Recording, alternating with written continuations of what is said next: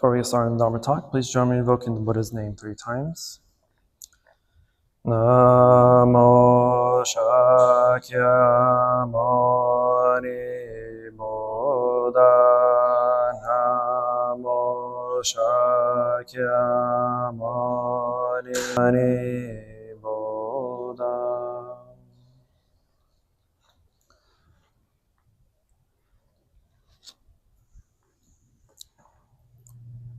Namo Shakya Mani Buddha.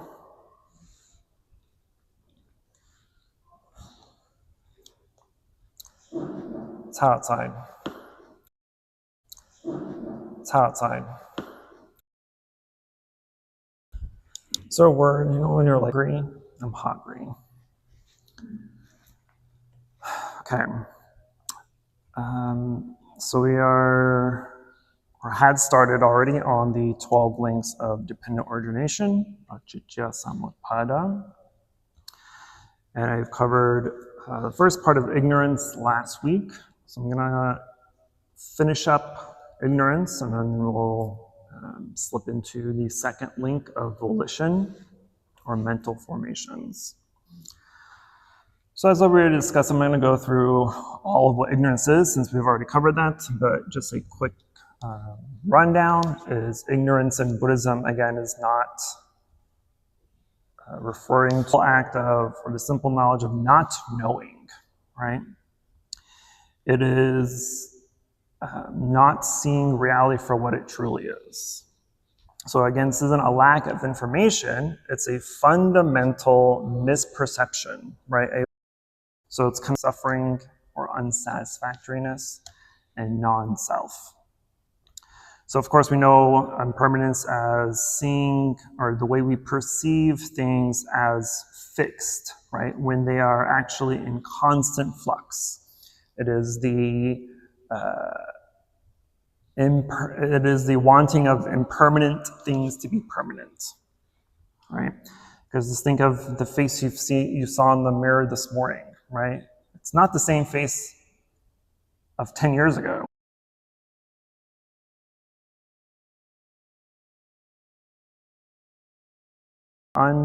It's the misunderstanding.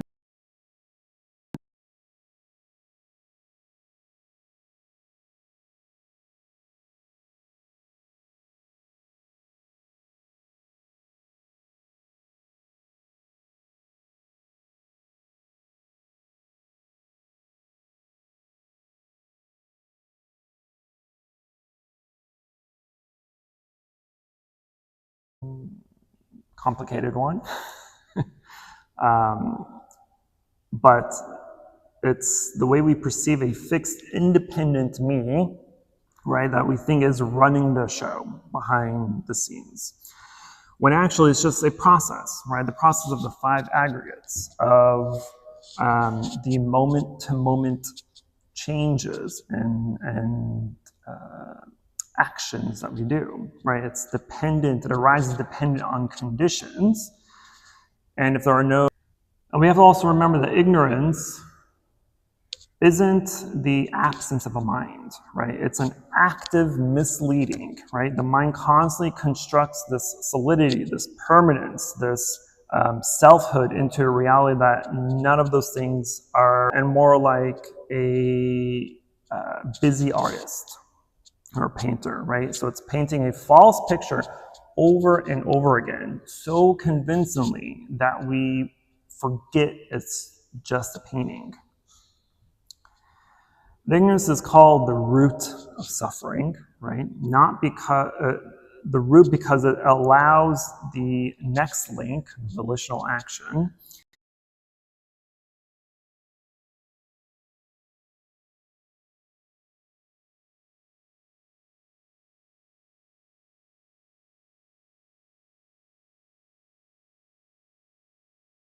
which is our habitual. So if you don't see non-self, you'll spend your whole life, pretty much, depending or defending and decorating something that was never solid and really there to begin with. So every subsequent link after this, right, inherits this original. And so ignorance, again, is not out there. It's not something that is just in bad people, right? Or in the unenlightened masses. It's structural to the unenlightened mind, right? Yours, mine, right? And so until it's seen through, we all carry that ignorance, or we all have that ignorance. Which isn't necessarily cause for tragedy or despair, right? It's actually we need to fix ourselves through willpower and through shame and guilt and all these other emotions and feelings that may arise.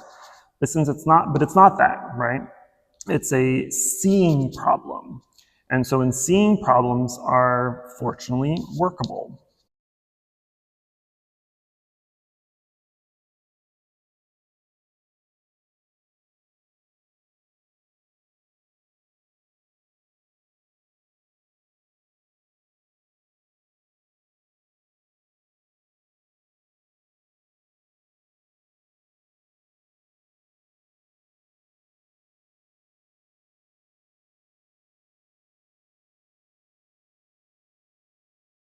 Enough that at this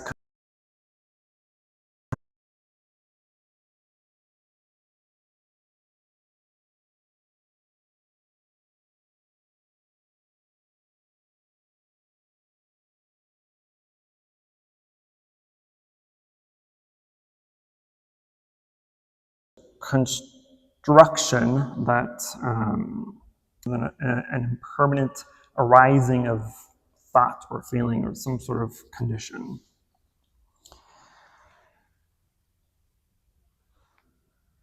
Okay, I'm gonna stop talking about ignorance. But we get what ignorance is, right? For the most part. It is the basis to our entire understanding of our practice, right? It's simply it is the not knowing. And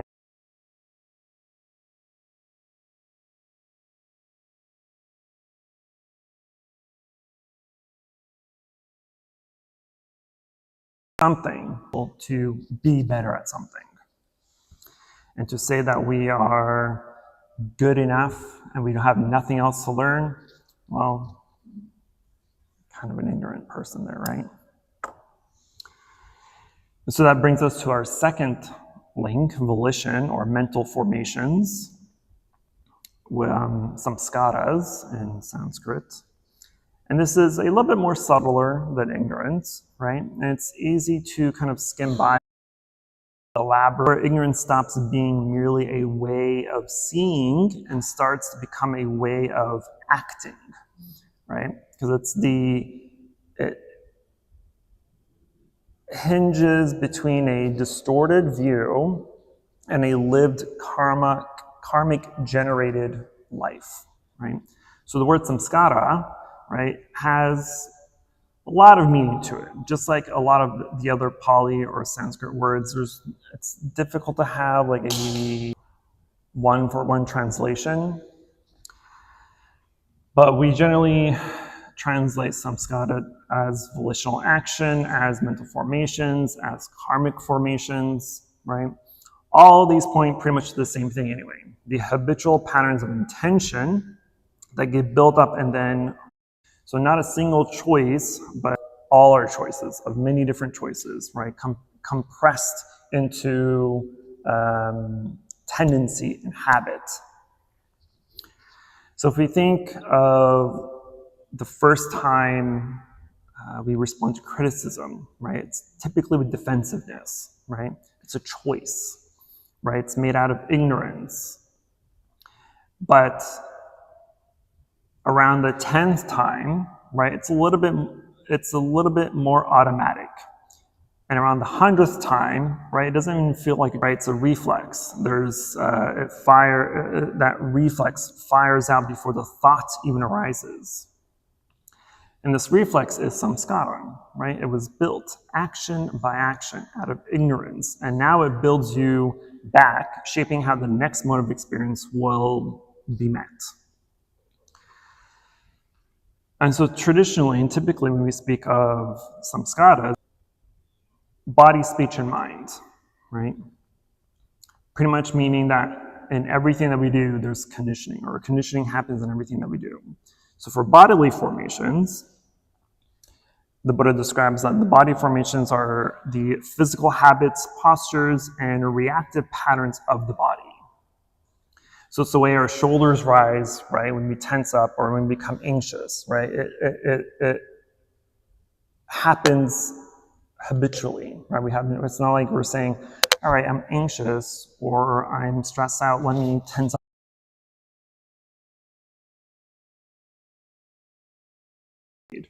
which I'm guilty of.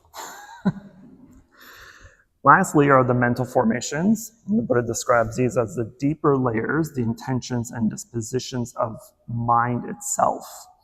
These are the patterns of greed, of aversion, of anger, of generosity, of kindness, fear, right? It's the color that is color our perception before we're even aware that a decision is even happening.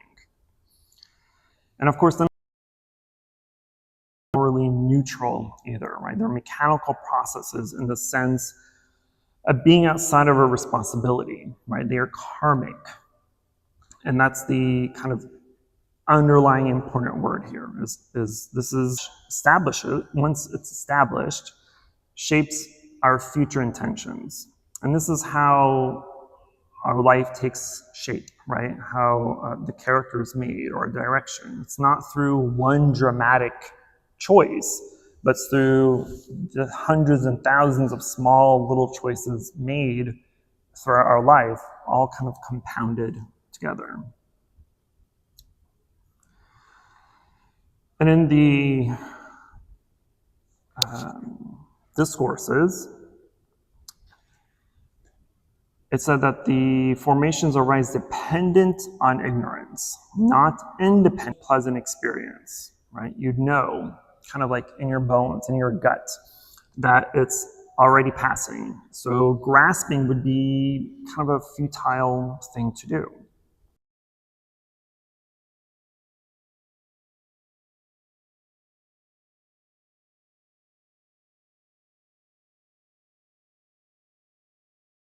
The first place. So formations are, in a sense, ignorance made durable, made solid, right? As we've discussed before, that since everything starts at a mental level as a thought and becomes speech, hopefully clear moments of seeing, of mindfulness, while things are still at the thought level. And this allows you to see what kind of thought is arising. What are the reasons for it to arise? Where is it, or where it may potentially lead you to. So if it's a positive thought, a wholesome thought, then we know that this is okay. There's no harm to myself or to others. And it's okay to continue it on, right? That way it'll become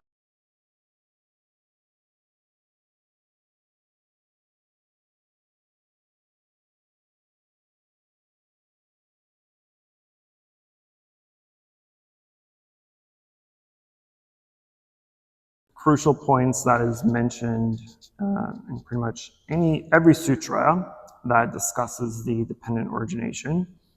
Mention that formations are conditioned. And what is conditioned can be reconditioned. So a samskara is not an identity, right? It's a momentum. It feels like who I am only because it has been repeated enough times that it feels automatic, right? Not because it's fixed or essential or real necessarily, right? And this is once realized, this becomes a free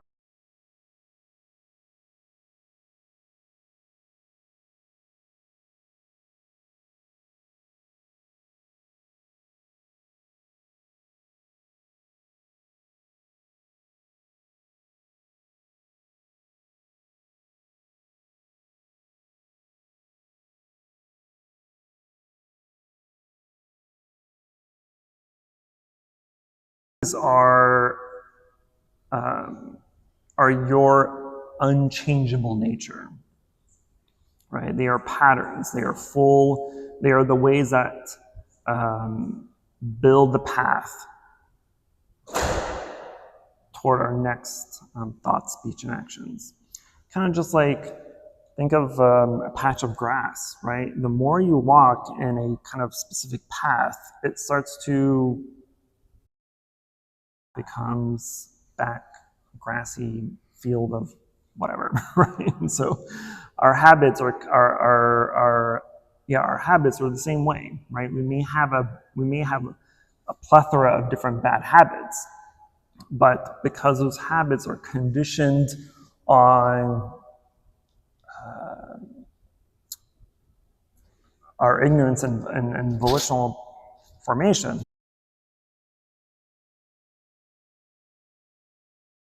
mental formations, it can be changed, right?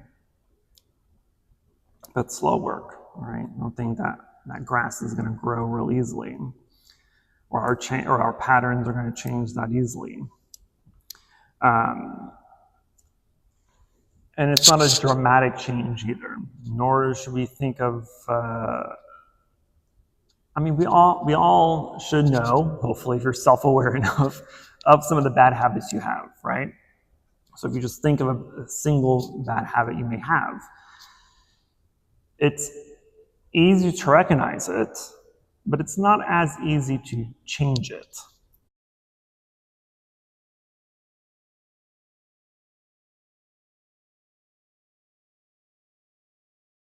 Reactions to certain things, right? When you touch something hot, for instance, right, our automatic reaction is to pull away, which is correct. I'm not saying that's wrong, but that's still a habit of the body and the mind, right? It's to pull away from something that's hot, or something that's really cold, or something that hurts, or going towards something that feels good or pleasurable, right? These are the natural habits that we have. But if we look at it and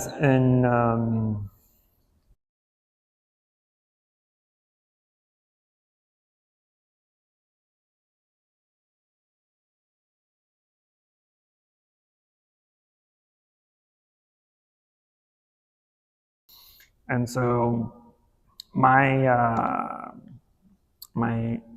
daily practice is to watch my sarcasm. Because I'm sarcastic even with myself. Like, I talk to myself all the time, and I'm sarcastic to myself all the time. And for me, those are great opportunities to reflect on that habit of being sarcastic, right? Why am I being sarcastic? What is the reason for sarcasm, right? Especially when I'm just there by myself, talking to myself, and I'm being sarcastic. I'm like, no one's even here to hear this amazing joke I just said. Like, Louise, right? Or with Amanda. And then from Amanda goes to the whole Sunday service. From the whole Sunday service goes into a whole Lunar New Year service. From a whole Lunar New Year service, it goes to the city or the town or whatever it may be. You know what I mean? So it grows, and it'll expand, and it'll continue to feel normal until that recognition of this isn't right or helpful at all. But anyway, the point is that it's a condition that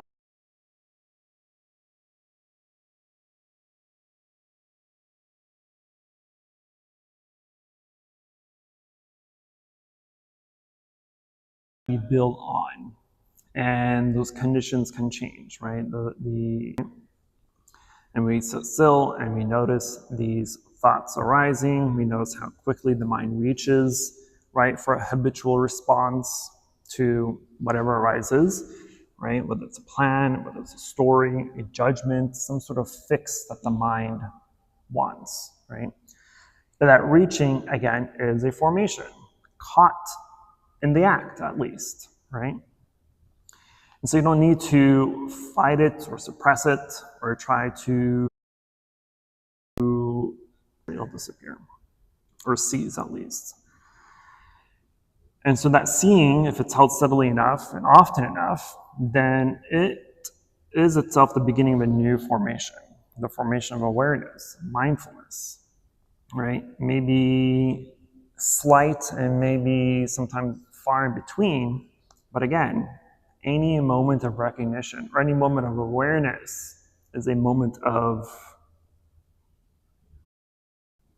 liberation, right?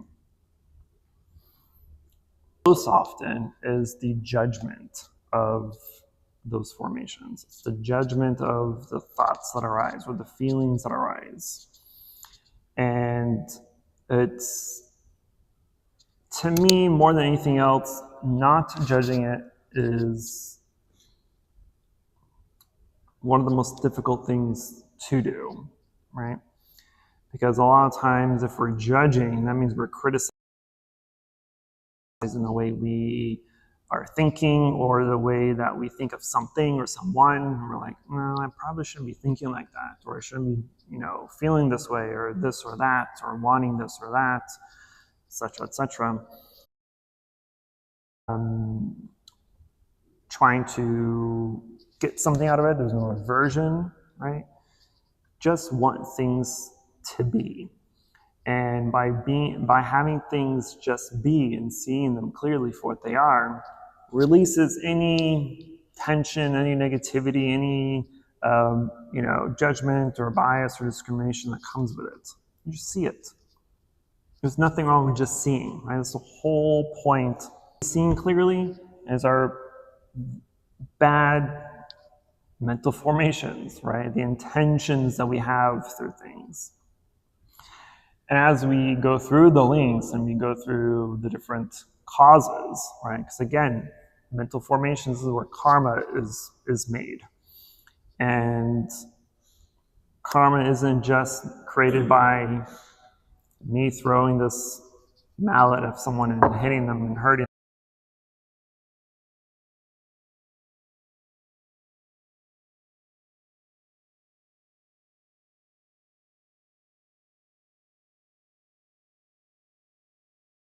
And cause them to bleed and created bad juju there.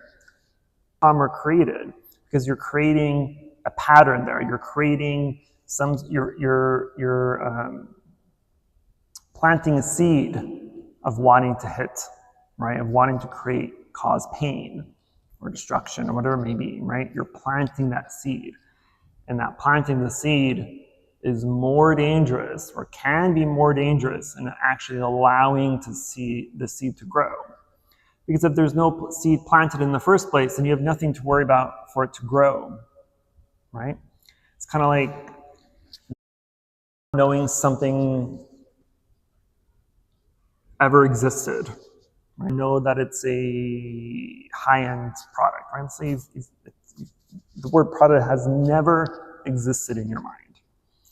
But then one day you go to the mall, you pass by the Prada store, and you're like, oh, what's this Prada store? And you're window shopping, and you see through the windows, some beautiful dresses or handbags or jewelry. And all of a sudden you have this mental formation created of, oh, Prada's luxurious, Prada is high-end, Prada's expensive, Prada's pretty.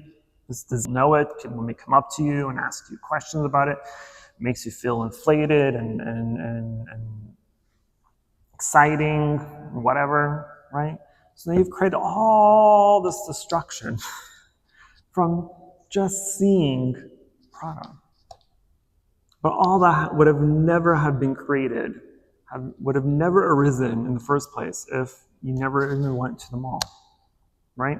So that's how our seeds in our field of consciousness work too, right? The moment you plant any seed, whether will then either be watered or ignored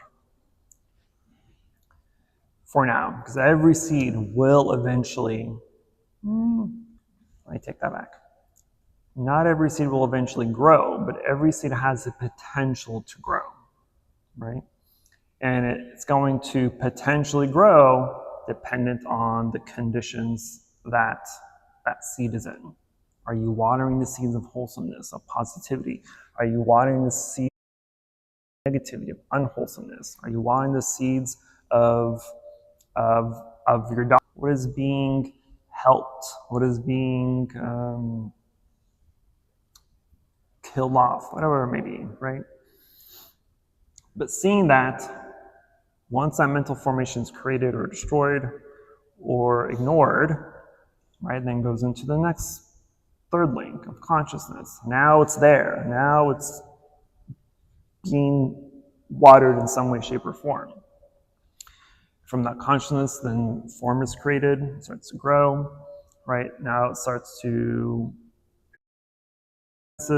influence the feelings you have, starts to influence the cravings or desires you have for it, constantly watering throughout our lives.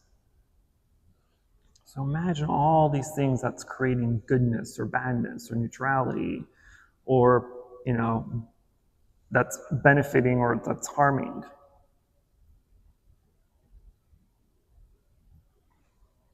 Oh, I need some pot.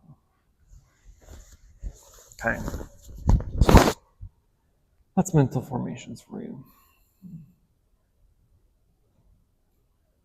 Questions, concerns, emotional outbursts.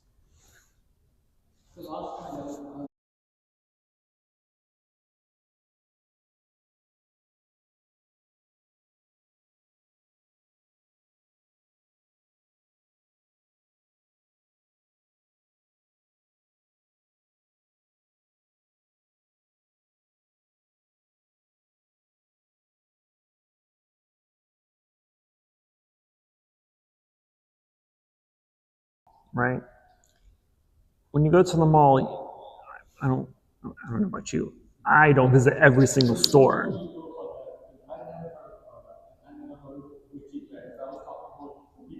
Well, now I've ruined you. Jeez.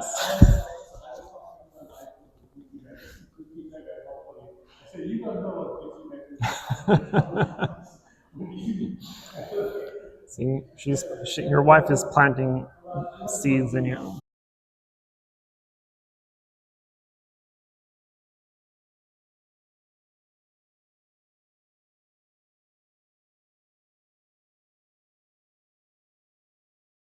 Recognize or give any effort into observing every single story either, right? We pass through it.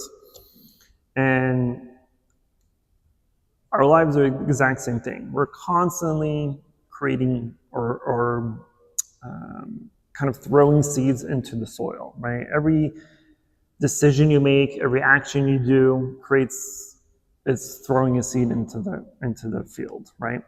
Whether you continue on with that action or with that thought or whatever it may be,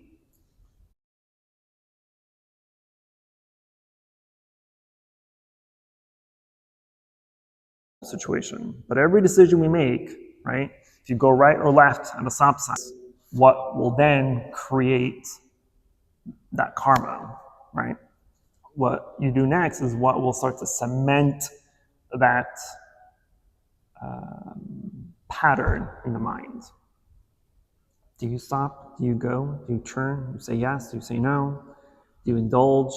Do you retract? Do you give? Do you take? Do you like? Do you dislike? Right? Okay. You get it, right?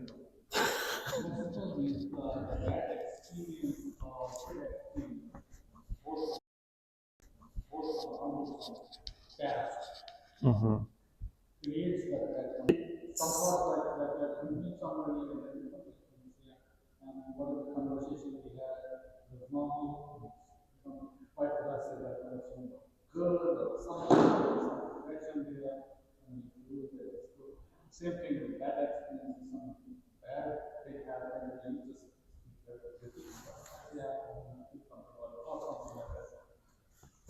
Well, all that is mostly karmic, right? Whether you meet, like in any situation that you're in it because of karma, right? Whether you continue on with that in a good way or a bad way or no way, if you've met someone new, karmically, cause and conditions allow this morning, it's still there regardless, right? It's what we do after that is what's going to either kill off the seed or allow it to grow. So there's no chance in encounters. There's no what? There's no chance in encounters like it just happened. No. That would make life so much easier, right? No, it just happened. I wanted to say that if you're trying to see, you can become certain things. Right. Get you into trouble. Right. You know, you start off as so it becomes an obsession. I have kind of similar question. Like, let's say you want to see the gold, like gold tree, and you read it, and you know, like there's no gold fruits are going to come up. Like water, you'll be feeling like everything for that. There's no gold is going to come up. And but you like obsessed with that habit and just keep doing it, keep your mind, you know, you're gonna go this. I mean, it could be a life without.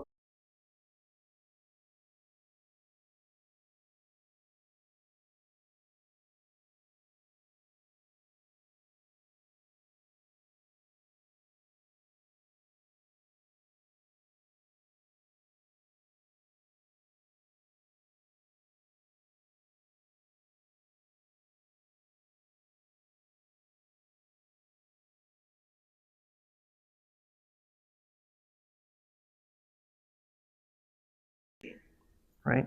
Likewise, our attachments and our desires and our obsessions are the same thing. We're trying to hold on to something. We're trying to create something out of nothing or create a whole different thing from something that it would never exist, right?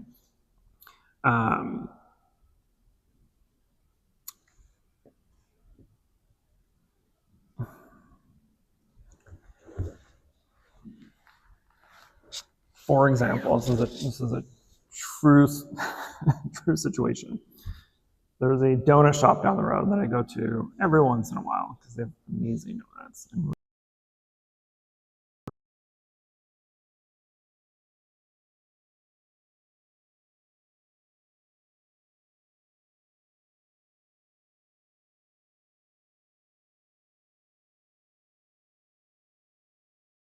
several works there. Every single time.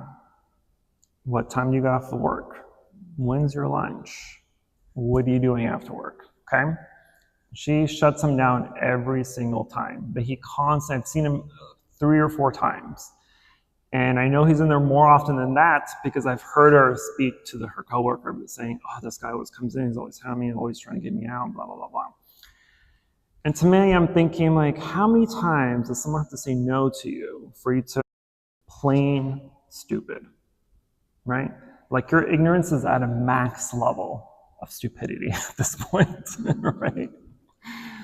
And so there's an obsession behind that he may think that if I just keep trying, if I just keep pushing, maybe one day things will change.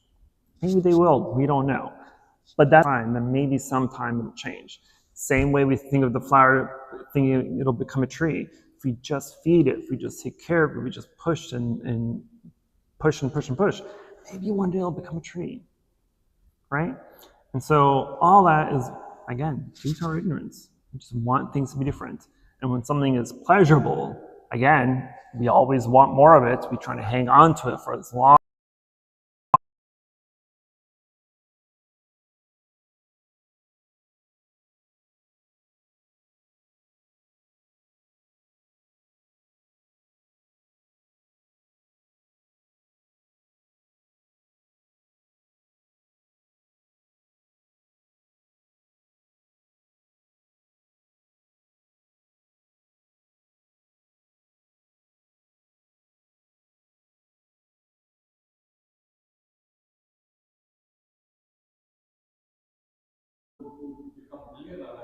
But that's seeing something for not what it is, right?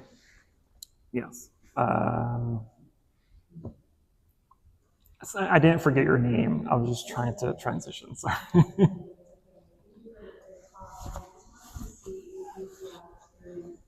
a particular circumstance, something like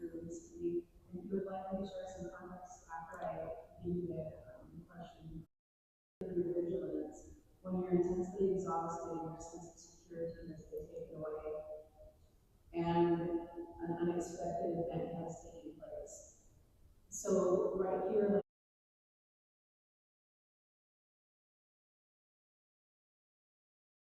that you struggle with. So what I'm wondering is, what you do so you don't become identified with uncertainty and ignorance.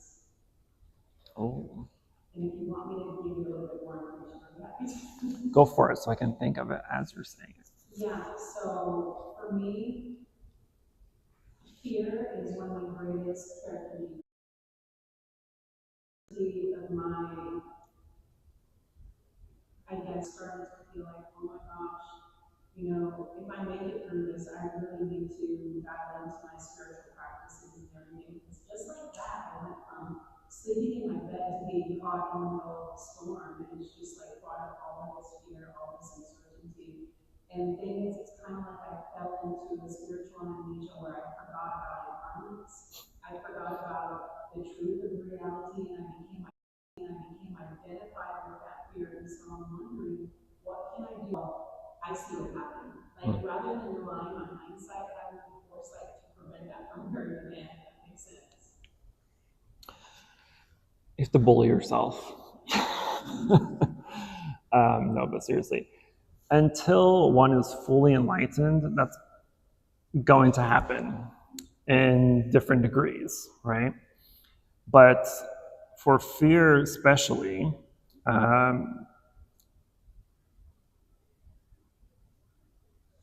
fear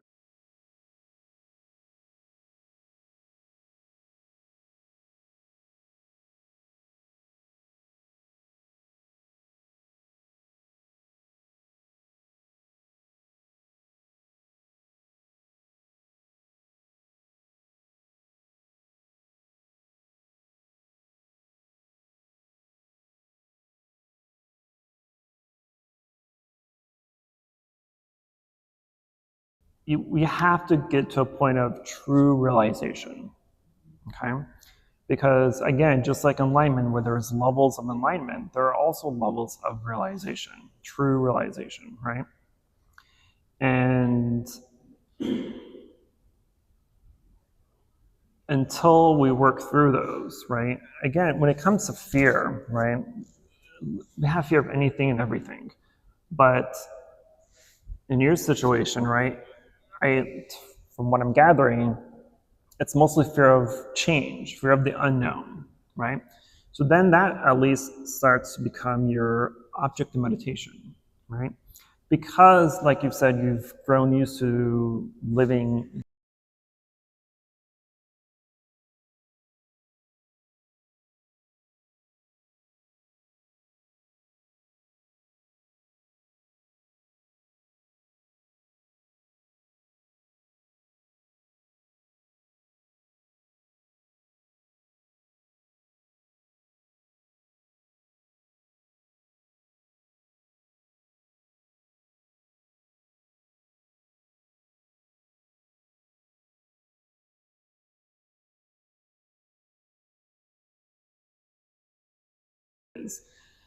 I say that, but then if it actually happens, am I going to react that way?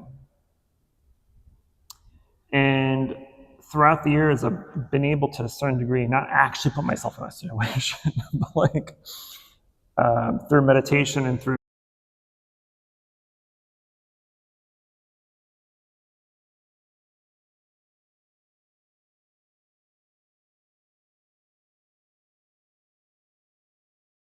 scenario, and it's changed it, right? But you have to really attack it from a place of experience. So now that you've experienced the whole being in the midst of the tornado thing, right? Now you have an actual experiential example to work with. Because anybody can say, yeah, I think I'd be okay if someone came and shot me in the face. I think I'd be okay if someone robbed me. Would you though? Like, just because you're a big macho man doesn't mean anything until it's actually experienced. Same way that our practice has to be experiential. The realizations has to be experiential. You can't just read it and be like, yeah, that makes sense. No. I can read you a whole list of like fake stuff and make it sound convincing until we really.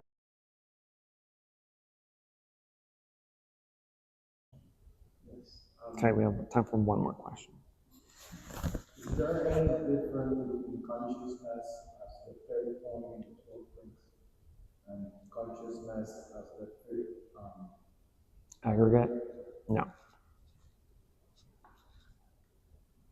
It's just the same. Yes and no. So I remember I've always it's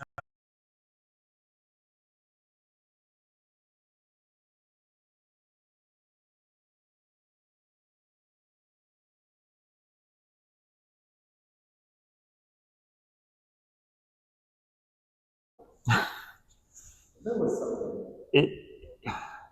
Yes and no.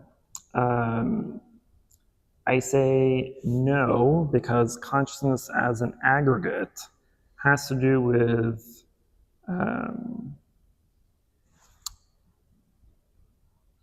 the being, right? The five aggregates are the five aggregates of form, feeling, perception, mental formation, and consciousness. This is what creates a person, so it creates a being, right? And so the consciousness as an aggregate is the accumulation of the first four aggregates. Whereas consciousness here,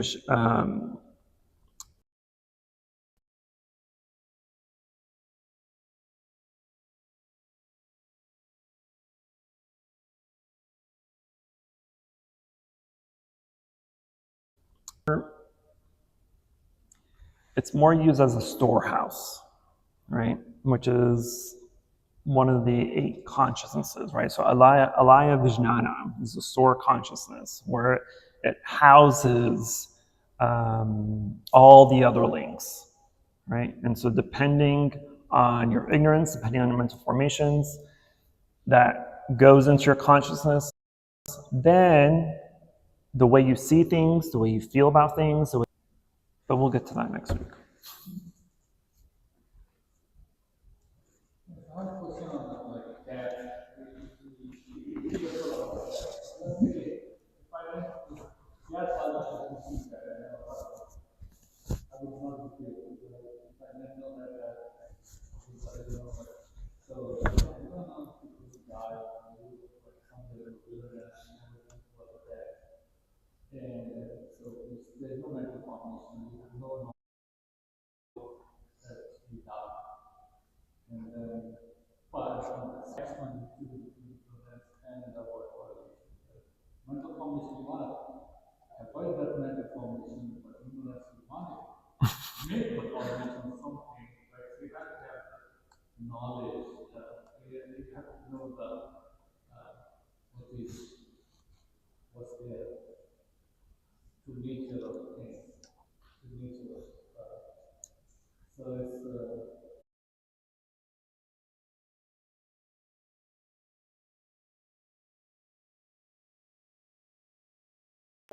or anything, you don't know. Okay? Because when you're dead, you don't know you're dead. You're just dead, right? But we know death exists. And when we speak of death in Buddhism, it isn't just a physical death that we always talk about. It's the death of mental formations, right? The death of a thought arising and ceasing. That's technically a death of the thought, right? The seeing someone and the not seeing someone is the death of that seeing.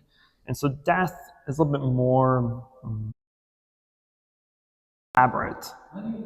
But in reality, everything dies, right? But we don't want to use the word death because that's such a dramatic word, right? We use the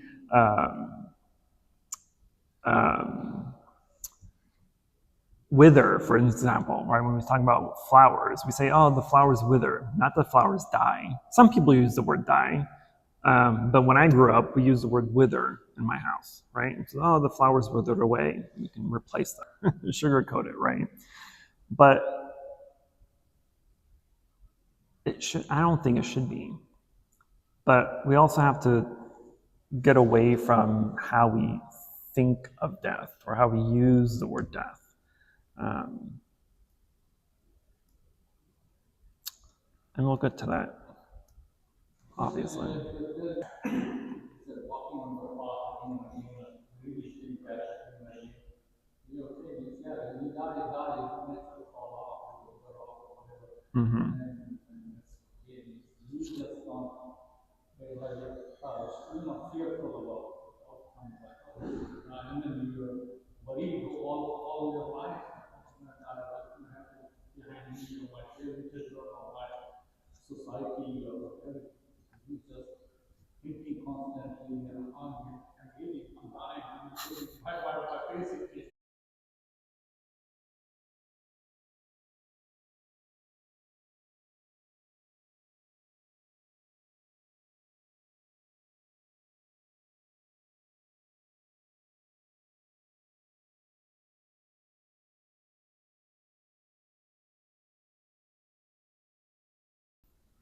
Right? Because if you don't know, then there's no suffering, right?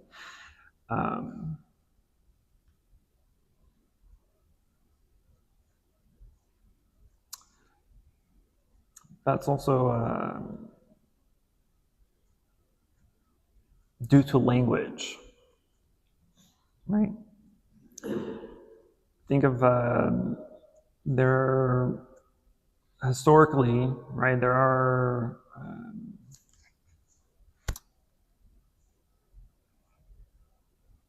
communities of people in remote places who don't have words for everything, right? And some may not have a word for death. But the point is they may not have a word for it.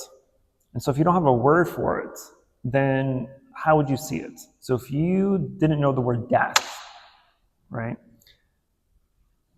What would you say when someone stops breathing? What would you call it? Or what would you say is happening? The thing was,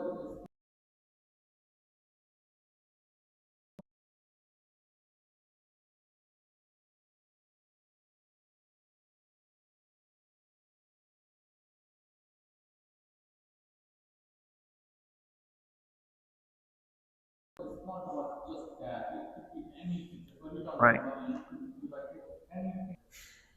But, so that anything really important could be the relationship, could be like whatever we talk about relationship and separation and divorce, marriage, all those things. It's all free work, so there's no mental foundation.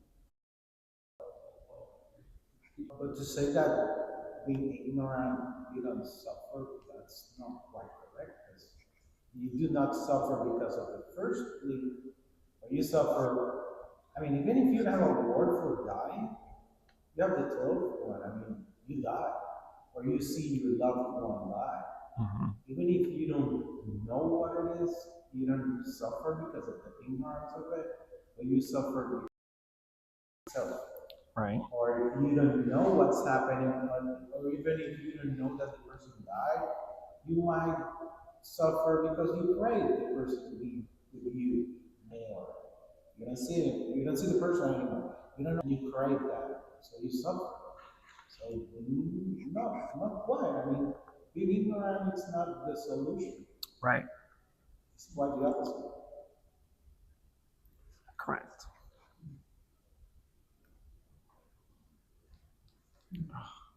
Let's add something to our soul over time. But pin that for next week, because there's a good point to that. Hold on, I'm gonna write my quick notation down before I forget.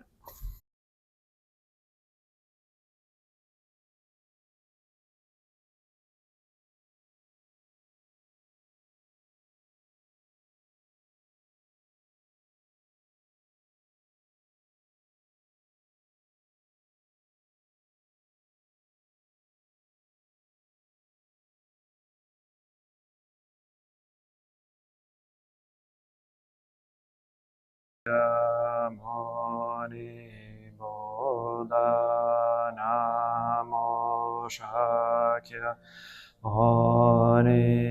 Buddha. For any positive karmic action we've accumulated here today, we wish to transfer the merit to all sentient beings and wish them full enlightenment.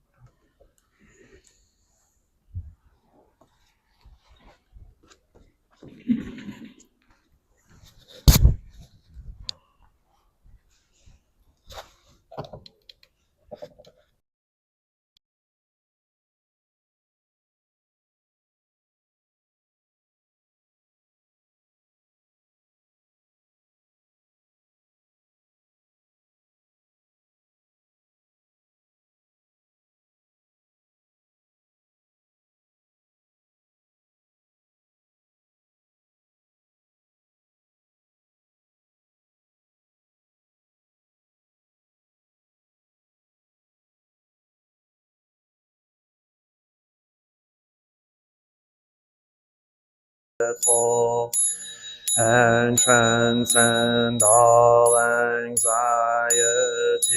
and sorrow. Listen, listen, this wonderful sound brings me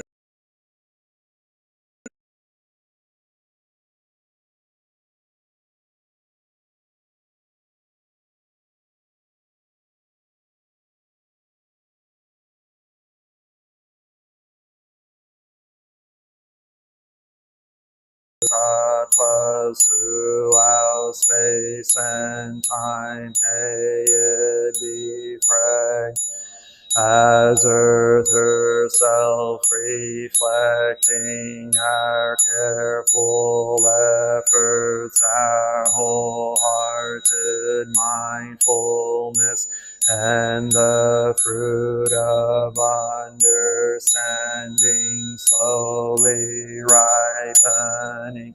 May we and all beings be companions of Buddhas and Bodhisattvas. May we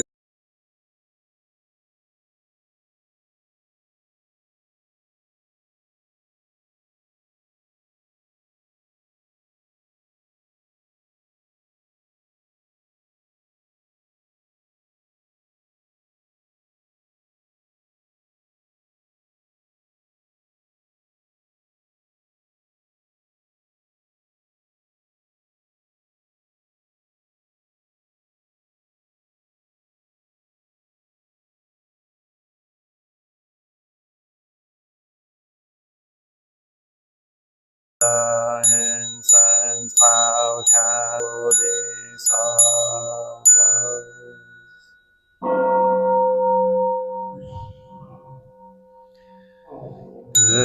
To the eternally abiding Buddhas, the supreme Dharma, and sagely Sangha throughout the Dharma realm and of empty space and free periods of time.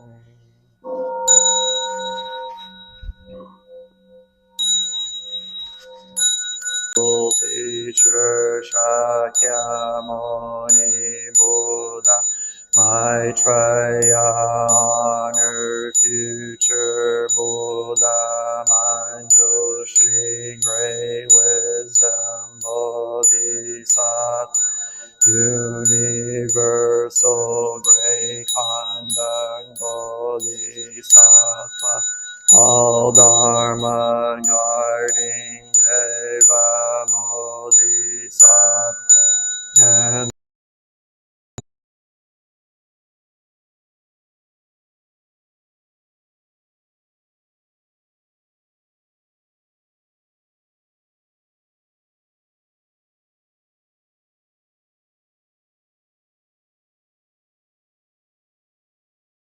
the glorious mountain, the land of ultimate Avalokiteshvara, great compassion Bodhisattva, great strength Bodhisattva.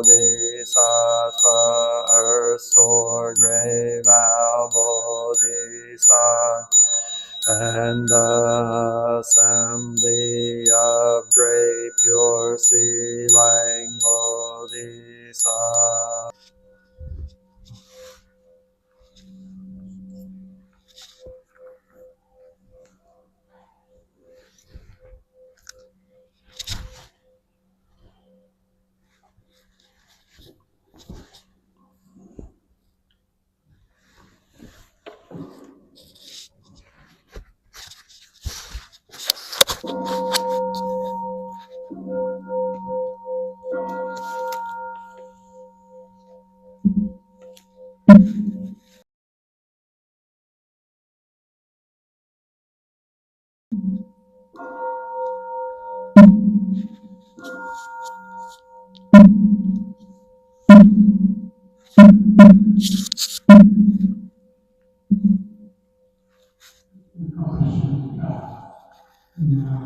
O great kind Bodhisattvas, Namo great compassion, Buddhas and Bodhisattvas.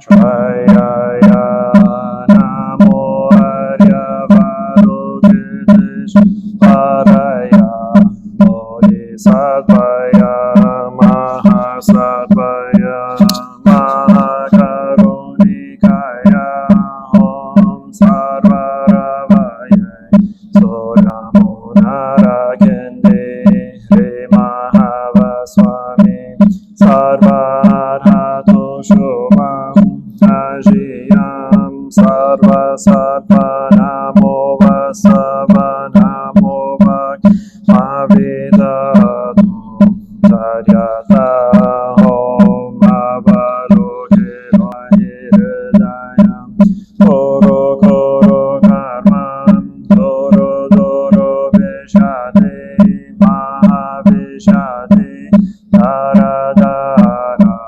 Divineshwaraya Chara Chara Mama Vimala Bhaktirehi Ehi Shrina Shrina Asham Prashari Visha Vishwa Siri Siri Soro Soro Bodhiya Bodhiya Bodhaya Bodhaya Maitreya Narakindi Vishanina Vayamana Swaha Siddhaya Swaha Mahasiddhaya Narakindi Maranara Swaha Sirasima Mokaya Swaha Sarva Mahasiddhaya Swaha Chakra Siddhaya Swaha Parmakasaya Swaha Narakindi Vagaraya Swaha Mavani Sankaraya Varum Sedyanto Mantra Padaya Swaha.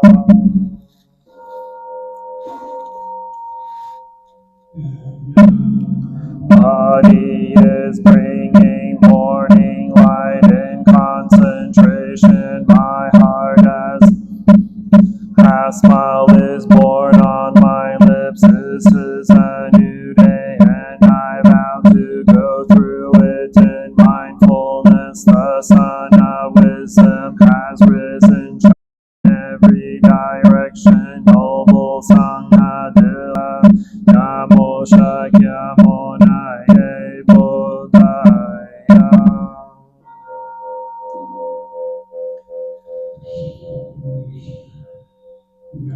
Unsurpassed, profound, and wonderful Dharma is difficult to encounter in hundreds of millions of eons. I now see and hear it, receive and uphold, and I vow to fathom the Tathagata.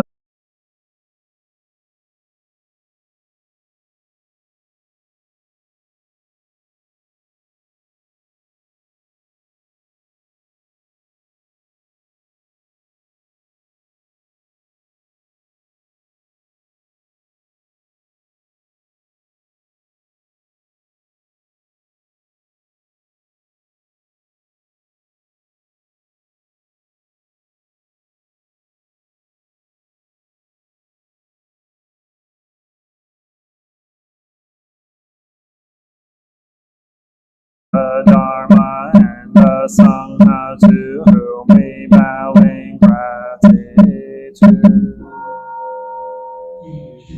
and living the way of awareness in the very midst of suffering and confusion. Shakyamuni Buddha, the awakened one, to whom we bow in gratitude. Ignorance awakening our hearts and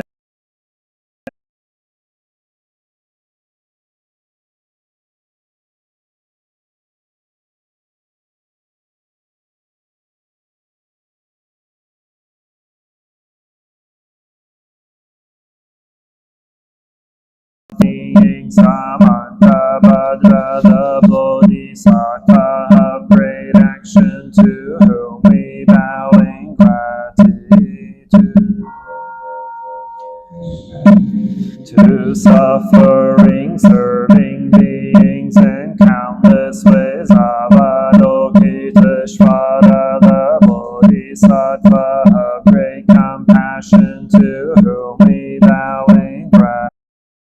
To we bow in gratitude. The way fearlessly and compassionately, the stream of all our ancestral teachers, to whom we bow in gratitude. Dharma is deep and lovely. We now have a chance to see it and practice.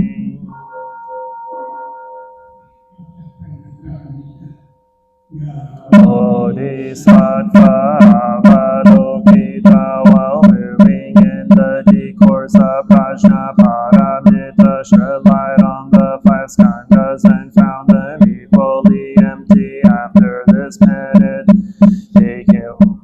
ill being listen, Shariputra, form his formations and conscious.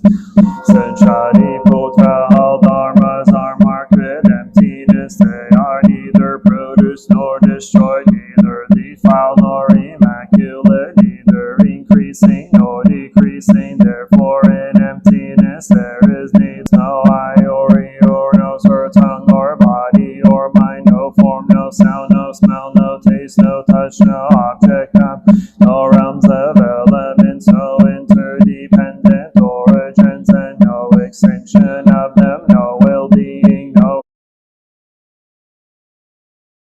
Paramita, find no obstacles for their minds, having no obstacles, they overcome fear, liberate themselves forever from illusion, and realizing perfect nirvana. All Buddhas in the past, present, and future arrive at Anuttara Samyak Sambodhi. Therefore one should know that perfect understanding, unequal mantra, the destroyer of ill being, the incorruptible truth, the mantra.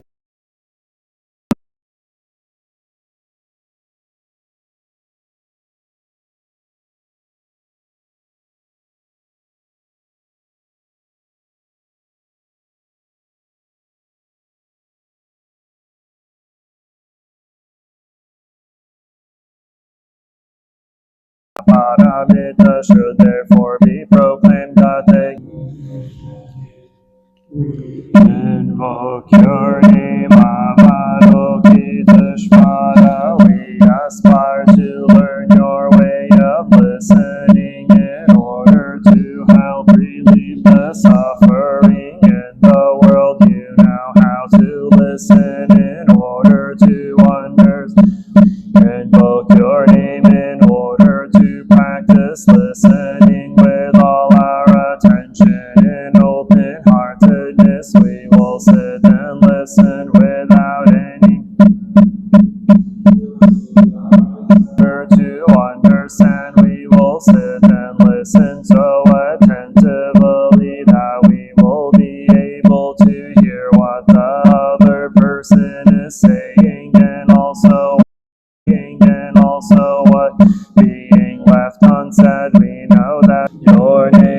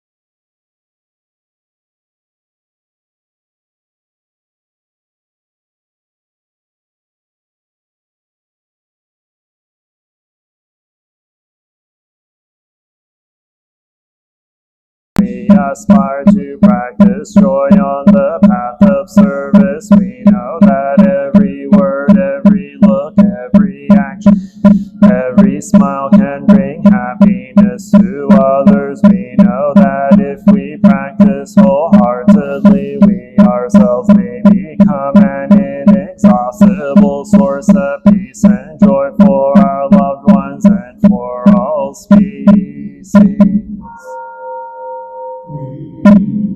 Your name should be God while we aspire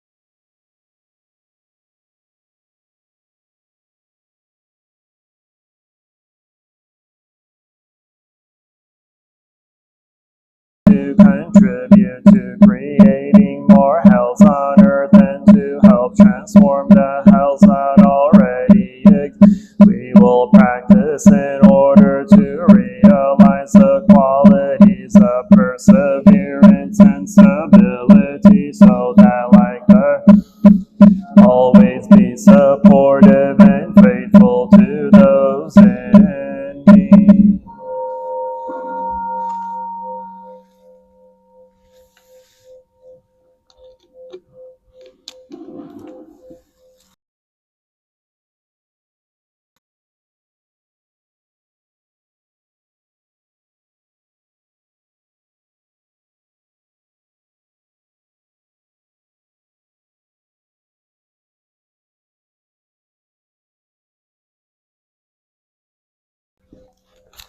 The way in this life I take refuge in the Dharma, the way of understanding and of love. I take refuge in the Sangha, the community that lives in harmony and awareness.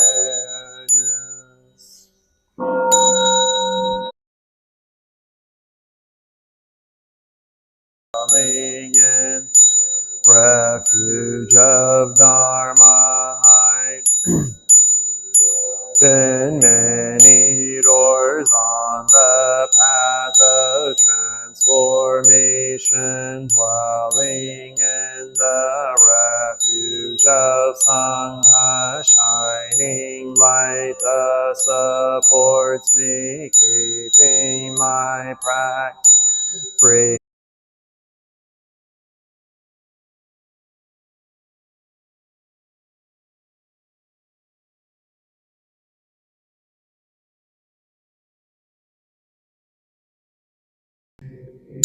Refuge in the Buddha and myself, I aspire to help all people recognize their own awakened nature, realizing the mind of love, taking refuge in the Dharma. In myself I aspire to help all people fully master the ways of practice and walk together on the path